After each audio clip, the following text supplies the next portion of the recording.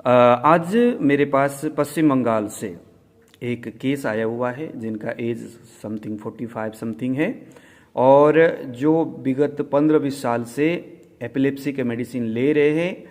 इन्होंने कई सारी आयुर्वेदिक चिकित्सा किया, कई सारे एलोपैथिक मेडिसिन उन्होंने लिए, लेकिन आज तक उनके इस समस्या का कहीं से भी कोई निराकरण नहीं हुआ, कुछ फर्क नहीं पड़ रहा है। बड़े से बड़े डॉक्टर के पास गए, चाहे वो आयुर्वेद हो चाहे एलोपैथ हो, लेकिन चूंकि हम लोग आयुर्वेद निरंतर चरक संहिता पढ़ते रहते हैं, आप लोगों ने मेरे क्लास में भी आप लोग आए होंगे, या निरंतर पढ़ने से क्या होता है कि जो संदर्भ और प्रसंग दिमाग में बना रहता है, हर रोज एक एक घंटा आयुर्वेद सब लोग साथ में मिलकर के पढ़ने का है ये परिणाम कि मैंने उस व्यक्ति के सिम्टम्स को पूछ करके उसका एक प्रैक्टिकली जो निदान है, जो आयुर्वेदिक ग्रंथ के द्वारा वर्णित जो निदान है, उस लक्षण को मैंने क्लिक कर दिया, यानी पकड़ में आ गया। उनका लक्षण क्या था, उन्होंने डायग्नोज भी किया है लीवर सिरोसिस के करके। अब लीवर सिरोसिस को हम कहाँ पर टच करेंगे आयुर्वेद में, तो लीवर सिरोसिस को हम टच करेंगे उदर रोग में, यानी अष्टोदर जो हमारे यहाँ देखिए जरा, चरक संहिता सूत्र स्थान, और ये हमारा सूत्र स्थान अध्याय नंबर 19 में भी थोड़ा सा हिंट है। चरक संहिता चिकित्सा स्थान अध्याय नंबर 13 में भी इसके बारे में विस्तृत व्याख्यान है। देखिए जरा, 8 प्रकार के उदर रोग: वातोदर, पित्तोदर, कफोदर, सन्निपातोदर, प्लीहोदर, वद्दोदर, छिद्रोदर और दकोदर। ध्यान देना, ये कफोदर तक किसी भी प्रकार का ये मूर्छा जैसे शब्द नहीं आता।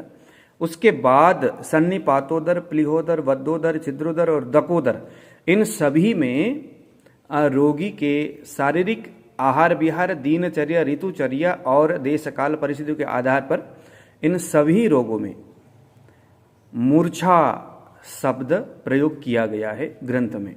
अब मूर्छा का मतलब है बेहोश हो जाना, और बेहोश होने का मतलब है अटैक आना, सीजर अटैक बोलते हैं इसको, और एलोपैथिक वाले उसको अपस्मार यानी कि एपिलेप्सी बोल देते हैं। और वही एपिलेप्सी की रिपोर्ट लेकर के वो जब कभी आयुर्वेदिक डॉक्टर के पास आते हैं तो उन्होंने आयुर्वेदिक इन ग्रंथों के संदर्भ को देखना नहीं है, उन्होंने पहले से ही क्लिक किया हुआ है दिमाग में, एपिलेप्सी मीन्स अपस्मार यानी मिर्गी। अब वो मिर्गी के ही दवाई देते रहेंगे, लेकिन यहाँ इस पेशेंट में मिर्गी का दौरा या अपस्मार या एपिलेप्सी से दूर दूर तक कोई नाता नहीं है। क्यों नहीं है, मैं आपको दिखाता हूं। देखिए जरा, हम जाएंगे, इस व्यक्ति को सन्निपातोदर है, ध्यान देना, लिवर सोरासिस मीन्स सन्निपातोदर, ठीक है जी। और सन्निपातोदर में देखिए जरा सिम्टम्स क्या क्या है। त्रिदोषज उदर रोग, सन्निपातोदर का मतलब है तीनों दोष जब विकृत हो जाते हैं, तीनों दोष कफ पित्त वात, हालांकि उदो जो ये अष्टोदर जो है, कफ पित्त और वात तीनों की न्यूनाधिक विकृति को ही अष्टोदर बताया गया है। उसमें सन्निपातोदर का ये शाब्दिक अर्थ ही यही होता है कि ये यहाँ तीनों दोष विकृत हो जाते हैं, और विकृत हो करके उदर रोग शीत वातादि तथा दुर्दिन में विशेष कुपित होता है और दाह युक्त हो जाता है। और पेशेंट के, अभी मैं आपको यहाँ पर डाल देता हूँ, उस रोगी के जीवा किस तरह से दिखता है, देखने से ही लगता है कि ये लीवर से जुड़ा हुआ समस्या है, हालांकि वो तो रिपोर्ट ही लीवर सिरोसिस के करके दे रहा है। रोगी निरंतर मूर्छित होता है, देखिए जरा, अब ये निरंतर मूर्छित होना, ये जो शब्द कहाँ आया है, सन्निपातोदर में आया है, लेकिन एलोपैथिक डॉक्टर क्या क्लिक कर रहा है, यह एपिलेप्सी है। और उस रिपोर्ट को लेकर के जब वो आयुर्वेदिक चिकित्सक के पास जाते हैं तो वो क्या क्लिक करते हैं, अरे एपिलेप्सी मीन्स अपस्मार, यानी कि ये तो मिर्गी है। तो मिर्गी समझ करके वो निरंतर चिकित्सा कर रहे थे, लेकिन सन्निपातोदर का तो कोई उनको ख्याल ही नहीं रहा, क्योंकि वो संगीता पता नहीं कभी बीएमएस में पढ़े होंगे, लेकिन अब संगीता से उनका कोई लेना देना नहीं है। जैसे भी रिपोर्ट आता है एलोपैथ का, उसी के आधार पर वो चिकित्सा करते। मेरा वीडियो बनाने का एक ही मकसद है कि कम से कम कुछ नहीं तो दिन में एक बार आयुर्वेदिक इन ग्रंथों का आप पढ़ करके अध्ययन किया करो, थोड़ा थोड़ा करके।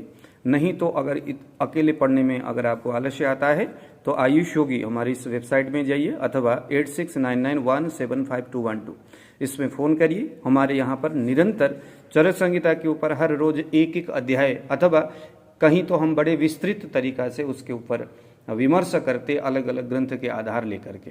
तो आप वहाँ पर आइए, आपका प्रॉपर अनुस्मरण होता रहेगा इन शास्त्रोक्त जो है इन शब्दों का। तो निरंतर आपको फिर विस्मृति नहीं रहेगी, आपके दिमाग से ये शब्द नहीं जाएगा, यानी कि आप प्रॉपर अब चिकित्सा कर सकते हैं जैसा भी आपके पास सिम्टम्स को लेकर के रोगी आता है। अब यहाँ पर एक बात और है कि कभी भी एलोपैथिक डायग्नोस को देख करके चिकित्सा आपने आयुर्वेद का नहीं करना है, आपने अपना डायग्नोस करना है। अपना डायग्नोस करने से सन्निपातोदर आपको समझ में आएगा, एलोपैथिक डायग्नोस करने से यहाँ आपको अपस्मर समझ में आएगा। मेरा कहने का भाव ये है।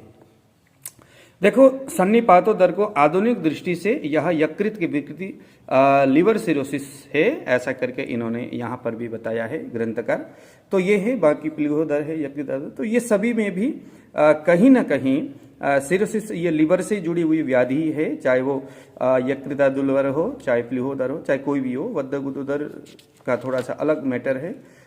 तो इस तरह से मेरा आज वीडियो बनाने का ये एक प्रयोजन है कि मैंने यहाँ पर, क्योंकि मैं निरंतर एपिलेप्सी के ऊपर काम करता हूँ, जहाँ पर भी मुझे ये इस तरह के सिम्टम्स कोई अगर दिखाई देता है और वैसे पेशेंट आते हैं, तो मैं ऐसे ही ग्रहणी नाम का जो रोग है, उस रोग में भी मेरे पास एक ऐसा ही पेशेंट आया हुआ है। रोगी ग्रहणी से परेशान है, पित्तज ग्रहणी से, वातज ग्रहणी से, और एलोपैथिक डॉक्टर उसको एपिलेप्सी कह करके चिकित्सा कर रहे थे।